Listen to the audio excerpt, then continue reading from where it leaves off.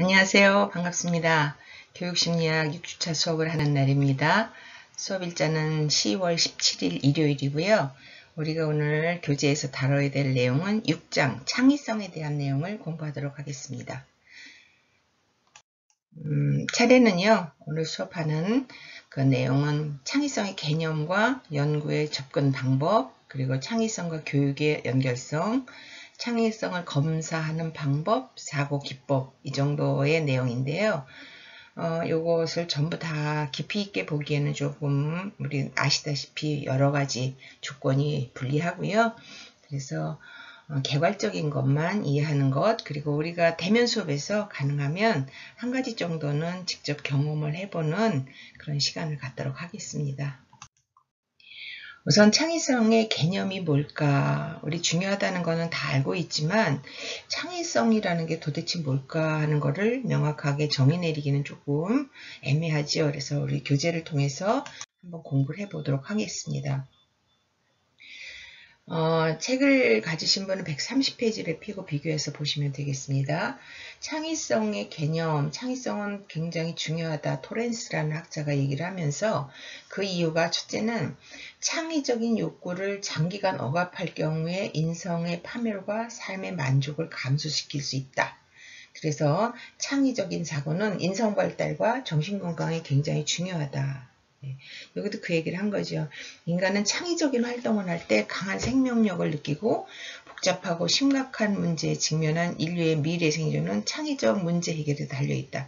항상 기존에 있던 것과 다른 방식으로 생각하고 새로운 것을 찾아나가는 것을 창의성이 뒷받침이 되어야 가능한 활동이기 때문에 이렇게 사람이 생존하는데 굉장히 중요한 역할을 하는 것이 창의적 사고라는 거죠. 그 다음에 두 번째 보면 창의적 사고는 정보 습득에 중요한 역할을 하므로 궁극적으로 다른 지적 기능만큼 중요한 능력이다. 세 번째로 창의적 사고는 지식을 일상의 개인적 전문적 문제에 적용하는 데 중요한 역할을 한다. 마지막으로 문명의 미래는 다음 세대의 창의적 상상력에 달려있기 때문에 창의적 재능을 확인하고 개발하고 활용하는 것이 사회 발전에 대단히 중요하다. 이렇게 정의를 내려놨습니다. 창의성이라는 것이 그렇게 인간이 가진 중요한 능력인데도 비해서 연구가 오래전부터 되지는 않았어요. 19세기 이전에는 창의성은 아주 소수의 사람만이 선택적으로 가지고 있는 어려운 능력이라고 봤는데 20세기 초반까지도 과학적이고 객관적인 어떤 창의성에 대한 연구가 진행되지 못했죠. 그러다 1950년대에 길포드가 과학적이고 객관적인 창의성 연구의 필요성을 강조하면서 다양한 연구가 시작이 됐습니다. 그 창의적인 사고라는 게 도대체 뭘까 하면서 우리 그 교재를 보시면 여러분들 교재 132페이지에 그림이 있습니다. 길포드는 창의적 사고를 여기서 이렇게 확산적 사고다. 그러니까 그냥 기존에 전통적으로 내려오고 학습에 의해서 배운 것만이 다가 아니고 그것보다 좀 더 넓은 세계, 무궁무진한 여러 가지 방법으로 생각을 확장시킬 수 있는 그런 것을 창의적 사고라고 얘기를 했고요. 그러기 위해서는 뭐가 보장이 되어야 되냐? 유창성, 유연성, 독창성, 정교성, 민감성, 재정의 이런 것이 보장이 되어야지 창의적인 사고를 할 수 있다라고 했습니다. 아이들에게 역삼각형의 모형을 주고 이것을 이용해서 그림을 그려봐라 했을 때 대부분 이런 동물의 얼굴을 그린다는 거예요. 그래서 살모사, 사슴, 푸들, 여우 이름은 다르지만 결국은 다 동물의 얼굴이었어요. 그래서 이런 거는 사실 창의적인 사고는 아니지만 확산적 사고, 도형 검사 반응의 이해를 이렇게 제시해서 이해를 할 수 있도록 설명을 했습니다. 그 교재 131페이지 밑에 보시면 에드워드 보노라는 사람이 창의성은 수평적 사고로 판단을 하는 것을 밀어놓고 유보하고 여러 가지 아이디어를 탐색하고 다양한 사고의 통로로 생성을 하는 것. 그러니까 항상 일정한 누구나 비슷하게 생각하는 일반화된 사고가 아니고 개인이 같은 사물, 같은 현상, 같은 주제에 따라서 다양한 방법으로 생각할 수 있는 것을 창의성이라고 얘기했고, 이런 수평적 사고는 일단 밀어놓고 이제 새로운 무엇인가에 도전하는 것을 중요하게 다뤘죠. 그 다음에 창의성은 기발하고 신기하고 독창적인 새로운 것을 생산해내는 행동이나 정신 과정이다. 그리고 창의성은 특별한 천재들만의 능력은 아니고 누구나 훈련을 통해서 생산적인 사고를 할 수 있다. 예, 트래핑거나 잭슨 이런 사람들이 이렇게 얘기했습니다. 그러니까 우리가 조금 여기서 좀 희망을 갖는 것은 나는 굉장히 창의력이 부족해. 우리 아이는 굉장히 창의적인 사고를 하지 못해 라고 포기하고 절망하기보다는 훈련을 통해서 개발이 될 수 있고 좀 더 창의적인 사고를 할 수 있는 쪽으로 다가갈 수 있다. 능력을 개발할 수 있다라는 이제 긍정적인 사고로 이 창의성을 받아들이자 이런 얘기를 전반에서 하고 있습니다. 창의성의 다양한 연구에 대한 다양한 접근법을 이제 소개를 합니다. 첫 번째, 창의적 인물이라는 건 뭘까? 창의적 인물의 성격 특성을 연구해 봤더니 그 창의적인 사람들은 성격적으로 개방적이고 직관적, 도전적, 모험심, 비관습적 사고를 하는 몇 개의 특성이 있더라. 새로운 뭔가 조금 엉뚱하다고 생각을 하지만 새로운 생각을 할 수 있는 사람들이 가지고 있는 공통적인 성격의 특성이 이런 거라는 거죠. 스턴버그가 1988년도에 연구를 했는데 창의적인 사고를 하는 사람들은 이런 거예요. 모호한 것을 잘 참고 확실하고 애매한데 뭔가 확실하지 않은 것을 잘 견뎌내는, 그리고 어려운 것을 극복하려는 의지가 있어요. 힘들다고 쉽게 포기하고 그냥 조금 도전했다가 나 이거 못해 라고 지속적으로 어떤 것을 해내려는 의지를 꺾고 이런 게 아니고 어려운 것을 참고 견디면서 극복해내려는 의지가 있고 성장하고자 하는 의지. 그러니까 오늘보다 내일이 조금 더 나아지고 어제보다는 또 오늘이 조금 더 내가 도전한 거에 좋은 결과를 얻고 하는 변화와 성장에 대한 의지가 있죠. 내적 동기가 있습니다. 내적 동기는 뭘까요? 뭔가 그것에 대해서 궁금증을 갖게 된 이유가 있다는 거예요. 그리고 그렇게 해야 되는 어떤 동기부여가 됐을 때 나를 누군가가 칭찬했다든지 반대로 누군가가 나를 무시했다든지 아니면 그것을 해결을 하면 이 문제를 내가 해결을 하면 어떤 좋은 보상을 받는다든지 이런 동기가 있을 때 사람들은 거기에 집중을 하고 에너지를 쓰면서 새로운 것을 찾아낸다는 거죠.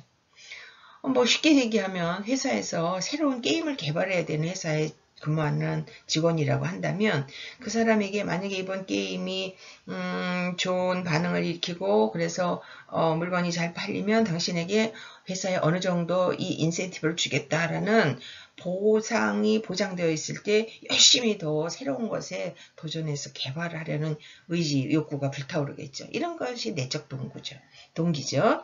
그 다음에 적절한 모험심.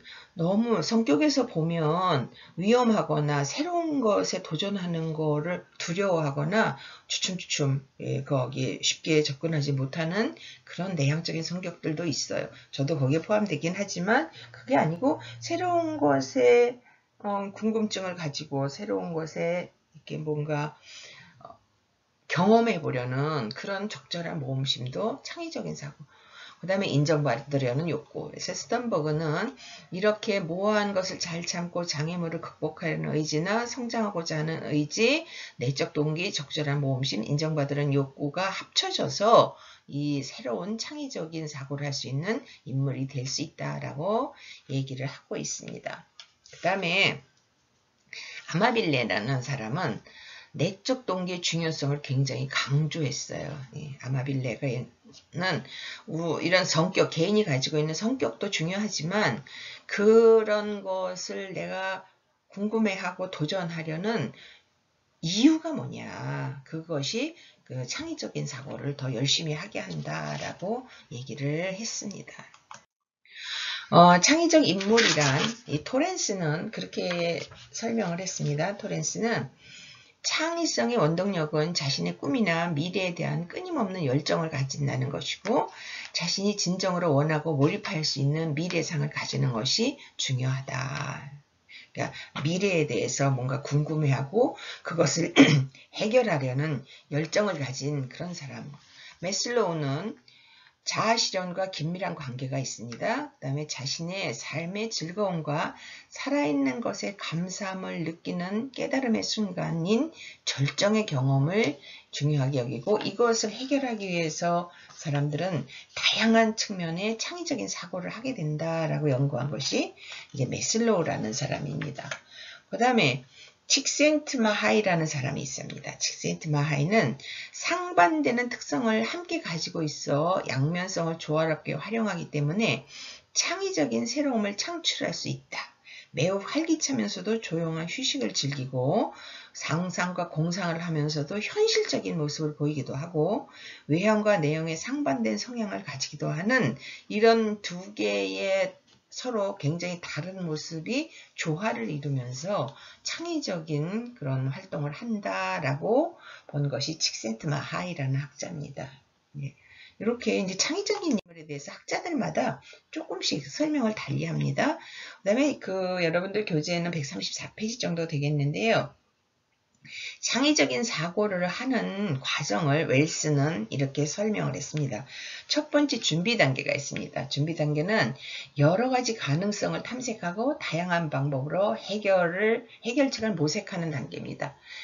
예를 들면 아이들에게 우리가 수박을 하나 줍시다. 수박을 하나 주는데 일반적으로 전통적으로 생각하는 것은 수박은 어떻게 먹어야 돼요? 칼로 수박을 잘라서 그 다음에 겉에 껍질 파란 초록색 부분은 안 먹고 안에 있는 빨간 부분을 먹는 것이 일반적인 사고죠. 그런데 사람들에게 이 창의적인 사고를 하게 하기 위해서는 수박이라는 것을 주고 그 다음에 그것을 해결할 수 있는 도구를 안 주는 거죠.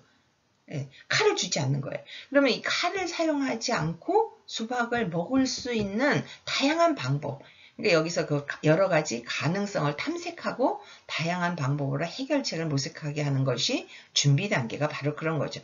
전통적인 방법, 여태까지 쭉 이어져 온 방법이 아닌 다른 것을 한번 생각해 보도록 하는 것이 1단계 준비 단계입니다. 두 번째가 배양 단계인데 여기에서는 논리적인 의식 상태를 넘어서 지적, 의적, 정서적 기능을 결합하고 온 신경을 집중하고 열중해서 참여와 헌신을 통해 새로운 치환이나 병렬을 시도한다 그랬습니다.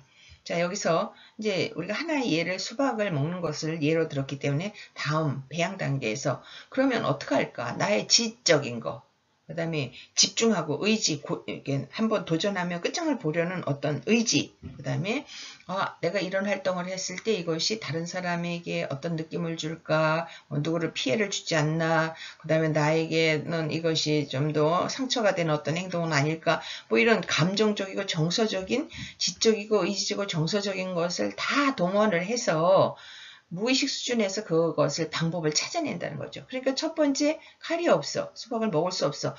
포기할까? 아니다. 수박이 칼로만 이것을 이렇게 우리가 잘라서 먹을 수 있는 건 아니고 그럼 옆에 있는 다른 도구를 써보자. 깨끗한 돌이라든지 아니면 모서리가 날카로운 어떤 도구를 활용해서 이것을 깨보자 하라는 활용을 할 수 있는 여러 가지 탐색을 하는 단계가 배양 단계죠.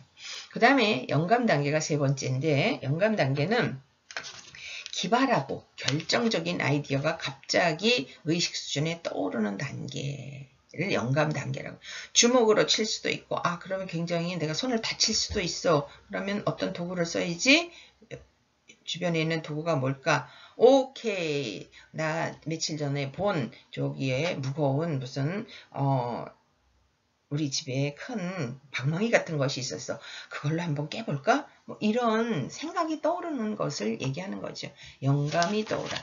그 다음에 검증 단계. 아이디어의 적절성을 확인하고 계속적인 수정을 통해서 정교화하는 과정을 검증 단계라고 하는데, 자, 여기서 방망이를 가지고 써봤어요. 그랬더니 검증 단계에서 가서 보니까 안 되겠다. 왜냐하면 방망이로 수박을 깼더니 다 으깨져 가지고 우리가 이것을 알뜰하게 속의 것을 깨끗이 다 먹을 수 없으니까 다른 방법을 한번 또 생각해보자. 이게 검증 단계죠. 이렇게 해서 창의적인 사고를 한다는 것은 계속 우리가 익숙해 있고 전통적으로 했던 어떤 활동을 변화를 시켜서 생각을 하고 도전을 하고 그거에 대한 결과를 검증을 받아서 정말 이거 이렇게도 할 수 있구나, 훌륭해 라고 할 수도 있지만 이건 안 되겠구나 라는 것의 결과를 얻어내는 전체적인 과정을 얘기하죠. 제가 왜 수박 얘기를 했냐면, 예전에 저희 아이들이 수박을 이렇게 제주도에서 이제 길에서 파는 수박을 하나 너무나 싸요. 1,000원에 3통. 옛날 얘기지만. 그래서 그거를 샀는데 칼이 없는 거예요. 근데 아이들이 빨리 먹고 싶어요. 어떡할까? 하나 이거 엄마 이거 너무 싸니까 그냥 칼로 다 깨끗이 안 먹어도 돼? 괜찮아. 그랬더니 그럼 나 이렇게 해볼 거야. 아이가 수박을 들어서 옆에 있는 바위에다가 수박을 꽝 깨트렸어요. 깨졌죠. 그리고 아이들이 그거를 손으로 막 파서 먹는데 너무 재밌어 하는 거예요. 그리고 지금까지도 수박 한 번, 여름이면 수박 한 번 그렇게 먹어보고 싶다. 길거리에 앉아서 한 번 더 지나다니지 않는 그 오솔길에 앉아서 그때 우리 그 수박 바위돌에다 던져서 깨가지고 먹을 때 정말 재밌고 맛있었는데 기억을 하고 있어요. 그러니까 이렇게 사람들은 뭔가 해결할 문제가 생겼을 때에는 다양한 방법으로 도전을 하고 창의적인 사고를 통해서 문제를 해결해 나가면서 경험을 쌓아간다. 이렇게 이해를 하시면 될 것 같습니다. 창의성과 지능의 관계를 보면 이제 여기서 좀 보겠습니다. 창의성에 지능이 어느 정도는 필요하지만 지능이 높다고 반드시 창의적인 것은 아니다. 우리 앞에서 지능 얘기를 했는데 지능하고 창의성이 전혀 무관한 건 아니지만 머리가 좋다고 해서 창의적인 건 아니에요. 왜냐하면 지능이 높다는 것은 기억력이 좋다, 응용력이 높다 이거하고 직결되는 건 아니거든요. 그래서 창의성은 좀 더 다른 영역이다라고 이제 설명을 하고 있습니다. 여기서 게츠웰과 잭슨은 이런 얘기를 했습니다.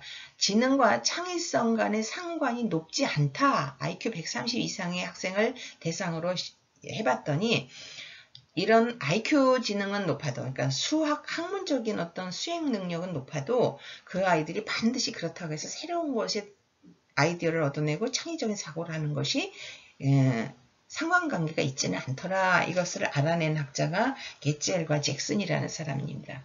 앤더슨의 식욕이론, IQ 120까지는 상관관계가 있더라. 어느 정도 120 정도까지 되는 IQ를 가진 아이들은 그래도 일반 다른 아이들보다 창의적인 사고를 하는 것이 조금 더 우수하더라. 앤더슨은 또 그런 쪽으로 연구를 했어요. 그 다음에 크로폴리라는 사람은 130, IQ 130까지 학문 영역에 따라서는 차이가 있더라. 수학이냐, 영어냐, 국어냐 이렇게 어떤 특정한 영역에 따라서 창의적인 사고를 하는 것이 차이가 좀 있더라. 터만은 140 이상 1500명을 추적 연구했는데 이 IQ가 140 이상이 된 사람 중에 세상을 바꾼 창의적인 인물은 거의 없더라. 그러니까 터만은 뭐라고 얘기했냐? 지능과 창의성은 거의 연관이 없다. 그러니까 요 밑에 140 이하의 평범한 사람들 중에는 약간의 근소한 차이에 따라서 영역별로 연관성이 있지만 머리가 좋다고 반드시 그것이 창의성이 비례하는 건 아니다라는 얘기를 이제 터만도 한 거죠. 그 다음에 웰치와 코간이라는 사람의 이야기도 나오고 창의성이 높고 지능도 높은 집단, 창의성이 높고 지능이 낮은 집단, 창의성이 낮고 지능이 높은 집단 이런 집단을 구분해서 연구했는데 창의성과 지능이 둘 다 높은 집단은 자아 존중감, 자아 통제력, 표현력이 높고 외향적이고 대인관계 능력이 우수하고 주의 집중력이 강하고 학구적이고 감수성이 예민해. 그러니까 요 뒤에 가서 이제 요거 다시 설명을 합니다. 가드너 여러분들 잘 알죠? 8가지 영역의 창의적인 인물에서 한 가지 이상의 높은 지능을 유년기에 풍부하게 경험하면 개발이 된다라고 설명한 학자가 가드너라는 사람입니다. 그 얘기를 지금 한 얘기를 다시 지금 웰치와 코간의 얘기를 이렇게 좀 더 자세하게 풀었습니다. 이거는 137페이지에 있는 내용이에요. 코간하고 웰치는 연구해보니까 지능이 높고 창의성이 높아요. 그러니까 지능, IQ도 높고 창의성이 높은 집단의 특성이 뭔가 봤더니 자아존중감, 자아통제력, 표현력, 외향적이고 대인관계 능력이 우수하고 주의 집중력이 강하고 학구적이고 감수성이 예민한 사람들이더라. 지능도 높고 창의적인 사람들. 근데 지능은 조금 떨어지지만 지능이 좀 낮지만 창의적인 집단을 보니까 특성이 교실에서 인정을 받지 못해요. 왜냐하면 공부를 못하니까 학업 능력이 우수하지 않으니까 인정을 받지 못하고 그러다 보니 자아존중감 낮고 주의 집중력도 떨어졌어요. 평가가 없는 집단에서는 이런 것을 공부라는 기준을 갖고 평가하지 않았더니 다른 상황에서는 우수한 수행 능력을 보이더라. 그 다음에 지능이 높고 창의성이 낮은 집단, 공부는 잘하는데 이렇게 뭔가 새로운 것을 생각해내거나 창의적인 사고를 하지 못하는 집단은 학업성 취도에 예민해요. 공부는 잘하니까 그걸로 인정을 받아야 되잖아요.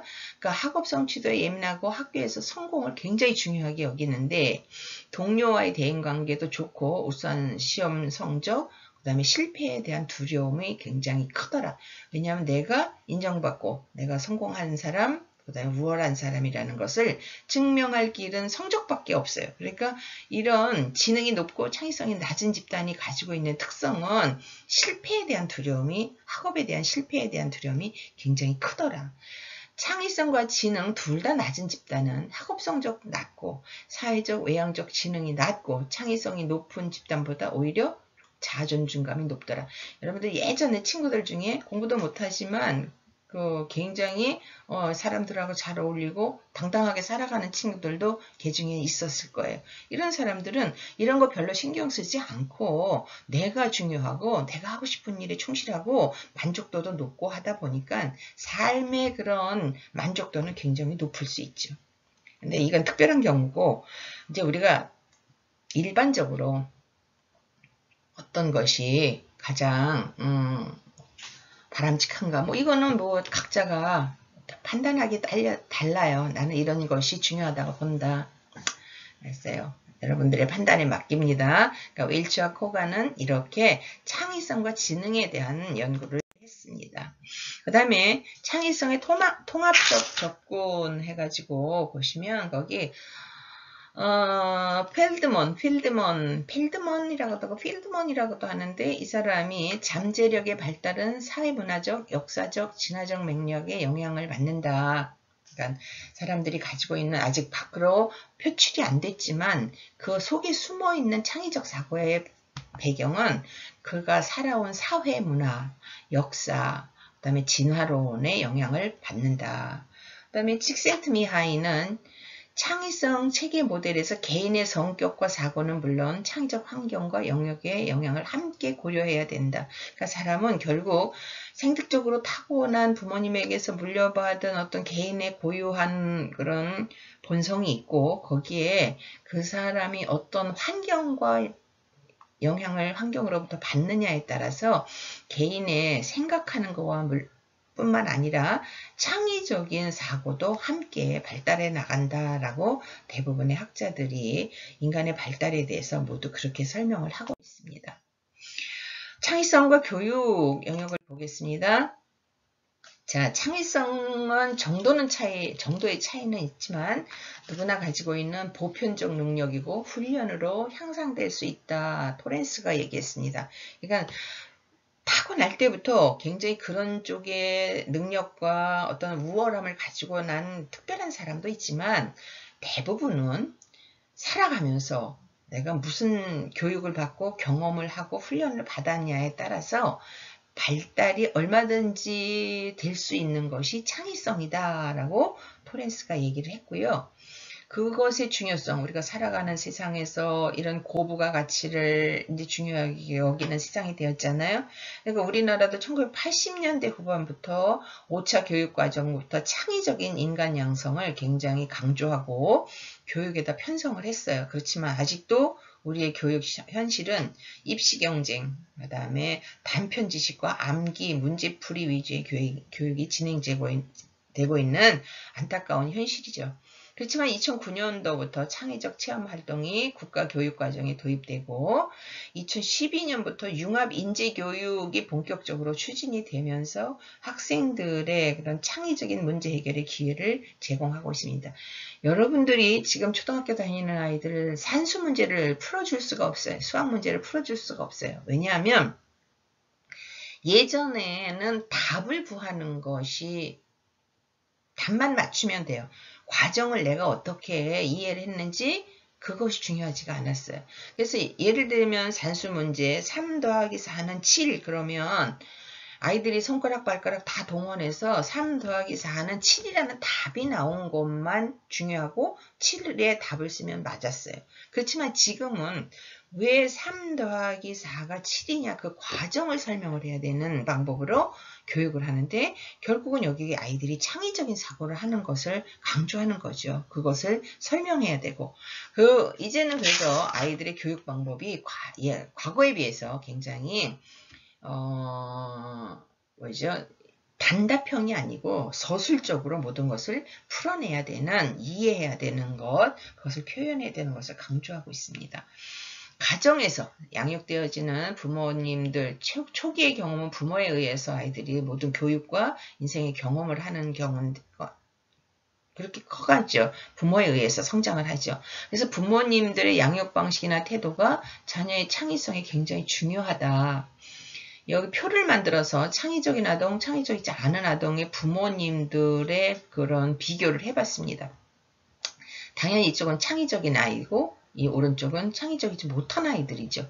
부모님이 아동을 격려하고 지지하고 그 다음에 자기 스스로 뭔가 문제를 해결하도록 도와주고 그 다음에 아이가 한 일에 대해서 함께 기뻐하고 즐거워하고 칭찬을 많이 해주고 아이와 좋은 관계를 유지하도록 노력하고 자기가 스스로 자기 문제를 해결하는 경험을 많이 하도록 기회를 주고 이런 태도 이것이 가장 바람직하고 창의적인 사고를 할 수 있는 아이로 성장하게 된다는 거죠. 근데 오른쪽에 보면 일정한 부모가 틀을 제시하고 그거에 대해서 일일이 간섭하고 비난하고 못했을 땐 그것에 대해서 지적하면서 아이가 수치심을 느끼게 하고 그 다음에 부모가 어떤 힘으로 억압하고 어려운 일에 대해서는 포기하고 됐어 그만해 부모가 너는 멍청인가 봐 왜 그거 몇 번을 가르쳐줘도 몰라 됐어 그만해 이렇게 부모 스스로가 먼저 포기하는 경우도 있죠. 그 다음에 억지로 시키고 화를 내고 이렇게 해서 아이가 내면에 창의적인 사고를 할 수 있는 능력이 있음에도 불구하고 그 싹을 어렸을 때부터 쌍둥 잘리는 그런 양육 태도를 보이는 경우가 많다는 거죠. 그래서 이런 두 개의 비교를 간단히 하면서 바람직한 왼쪽의 태도를 부모가 갖는 것이 창의적인 사고를 하는 것에 도움이 된다. 학교에서는 창의성 개발에 굉장히 중요한 것이 교사의 역할이다. 블룸, 토렌스 다 강조를 했는데요. 선생님이 어떤 태도로 학생들을 지도하느냐에 따라서도 굉장히 아이들에게는 강한 영향력을 미치는데 일단 창의성에 대한 관심과 열정을 가지고 있으며 아이디어를 내는 것을 좋아하고 질문을 많이 하고 의견을 들어준다. 창의적인 학생들을 지지하고 강화물, 상을 준다든지 칭찬을 해준다든지 인정을 해준다든지 웃어준다든지 이런 강화물을 제공하는 거, 창의적인 행동 모델을 제공하고 그 다음에 학생들이 친구로부터 따돌림을 받을 때 보호해. 왜냐하면 엉뚱한 소리를 하고 엉뚱한 행동을 하니까 애들이 놀리고 따돌리고 그 다음에 비웃고 무시하고 이런 경우를 경험할 확률이 높아요. 그러니까 이럴 때 선생님이 그 아이의 편이 되어주고 그 아이를 보호해주는 역할을 해줘야 된다는 거죠. 창의성을 지지하는 환경을 제공해라. 이런 아이들을 대하는 교사의 태도가 아이가 가지고 있는 무궁무진한 창의성을 개발하는 그런 배경이 될 수 있다. 여러분 너무 잘 아는 에디슨 얘기 아시잖아요. 아이가 달걀을 품고 병아리를 까겠다고 이렇게 품고 엎드려 있는데 그 아이를 보고 얼마나 엉뚱하고 정말 어처구니 없는 행동이에요. 무시하고 저 바본가 봐라고 쉽게 그 아이에 대해서 평가를 할 수 있었지만 에디슨의 어머니는 아이를 인정해주고 그 행동에 대해서 너는 정말 특별한 생각을 하는구나.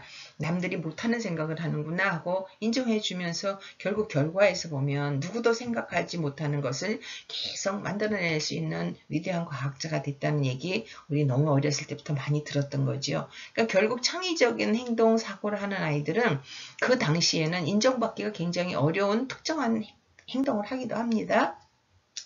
그래서 이런 아이들을 봤을 때 권위적인 태도를 가진 선생님은 창의적인 학생을 좋아하지 않고 호기심을 억제하고 동기유발을 해요.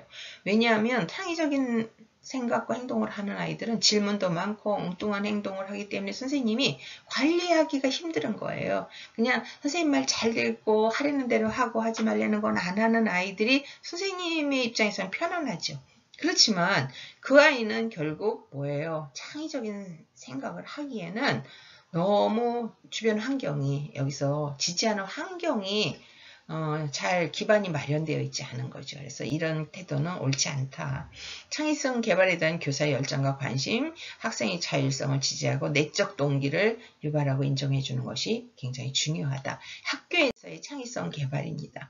그 다음에 창의성 검사가 있는데요. 이거는 우리가 이렇게 책으로 할 얘기는 아니고 한 번이라도 경험을 해보면 좋은데 이제 종류만 보겠습니다. 확산적 사고검사, 성격검사, 자전적 목록검사, 제품평가, 명성평가, 자기보고 등이 있는데 토렌스의 창의성 검사 TTCT라는 게 있어요. 언어검사와 도형검사가 있는데 언어검사는 질문하고 추측하기, 선생님의 질문에 대해서 어떤 상상을 하고 그 다음 이야기가 나오는가, 작품 향상, 색다른 용도, 색다른 질문 가상하기가 있고요. 도형검사는 여러분들 교재 143페이지 하단에 보면 왼쪽에 그 두 개의 박스 그림이 있고 미완성 그림을 그려주잖아요. 미완성 그림을 제시하고 이것을 이용해서 이제 완성 그림을 해봐라. 그림을 완성시켜봐라. 이게 도형검사의 기본적인 거죠. 이런 것을 가지고 창의성을 검사하는 그런 대표적인 검사 도구입니다. 검사 결과와 함께 부모나 교사의 지속적인 관찰이 함께 활용될 때 신뢰할 수 있는 평가가 가능하다라고 얘기합니다. 그 다음에 그 장난감 가게에서 볼 수 있는 천으로 만든 곰 인형인데 크기는 뭐 15cm 정도. 이제 이 장난감을 아동이 재밌게 놀 수 있도록 변화시켜 보세요. 비용에 대해서는 걱정할 필요가 없습니다. 어떻게 하면 아동이 더 재미있게 가지고 놀 수 있는 장난감이 될 수 있을지만 생각해 보세요. 이 간단한 곰인형을 가지고 어떻게 하면 아이들이 더 재미있게 놀 수 있을까? 이거를 변형을 시켜보는 거. 이게 창의적인 사고를 자꾸 개발해내가는 방법이라는 겁니다. 가능하면 여러분들 도형검사를 대면교육에서 한번 해보려고 지금 생각을 하고 있는데 준비는 해가겠습니다. 시간이 되면 한번 도형검사를 한번 해보겠습니다. 요거를 제가 준비해 가지고 가서 한번 이 토렌스의 창의성 검사를 간단하게 한번 해보겠습니다. 창의적 사고 기법, 방법이에요. 이건 여러 가지 방법인데 브레인스토밍이라는 게 있어요. 브레인스토밍은 사실 집단에서는 굉장히 많이 하는 거예요. 6명에서 17명 정도 구성인원은, 그 다음에 시간은 한 3, 40분 정도. 그래서 포스트잇을 활용한 브레인스토밍도 있고 그냥 언어로 하는 방법도 있어요. 하나의 주제를 주고 돌아가면서 얘기를 하는 거예요. 빠지면 안 돼요. 건너뛰면 안 되고 얘기를 하는데 어떤 우스꽝스러운 이야기를 해도 사람들이 비웃거나 비난하지 말아야 돼요. 그래서 가능하면 많은 아이디어가 거기서 나와야 돼요. 누구 것이 옳다, 틀리다 보다는 질보다는 양을 우선으로 해서 많은, 말도 안 되는 이야기지만 많은 이야기가 나오다 보면 그 안에서 가장 현실적이고 뭔가 규합할 수 있는 다양한 이야기를 내놓고 거기서 추려나가는 방법으로 하는 것이 브레인스토밍이라고 합니다. 그러다 보면 정말 엉뚱한 이야기도 할 수 있죠. 우리가 지난번에 사실은 제가 그 학교에서 오래전에 이 과목을 수업할 때 학생들에게 그 이야기를 한번 한 적이, 그런 주제를 한번 가지고 우리가 얘기를 했던 적이 있었어요. 결혼을 하지 않는다면, 우리 인간에게 결혼이라는 제도가 없어진다면 좋은 점과 그 다음에 문제가 되는 점은 뭘까? 이거를 주제를 가지고 학생들이 다 얘기를 했어요. 정말 별의별 이야기들이 다 나오고 사람들이 그렇게 다양한 생각을 하는지 몰랐어요. 그러니까 이런 방법으로 이제 창의적인 여러 가지 생각을 해보게 하는 것, 이런 것을 브레인스토밍이라고 합니다. 그 다음에 교재에는 강제 연결법이라는 것도 있고 SCM, PER, 스캠퍼라는 방법도 있습니다. 이거는 오스본이라는 사람이 만들어낸 그런 검사 도구법이고요. 그 다음에 6색깔 모자 사고 기법이라는 것도 있습니다. 그 다음에 디자인 싱킹이라는 것도 있는데 이제 그것은 이렇게 우리가 방법이니까 여러분들이 교재를 통해서 이렇게 하는 거구나 라는 것을 좀 이해하시면 좋겠습니다. 그 스캠퍼의 기법 적용 예시에서 이렇게 어떻게 할까? 네, 여기 보면 재료, 인물, 성분, 과정, 에너지 대체할 수 있는 거. 기존에는 어떤 스테인리스 칼을 가지고 하던 것을 세라믹 칼로 바꾼다. 뭐 이런 식으로 어떤 사고를 다시 할 수 있는 다른 방법을 찾아내는 다양한 방법을 제시하는 거. 뭐 이런 거겠죠.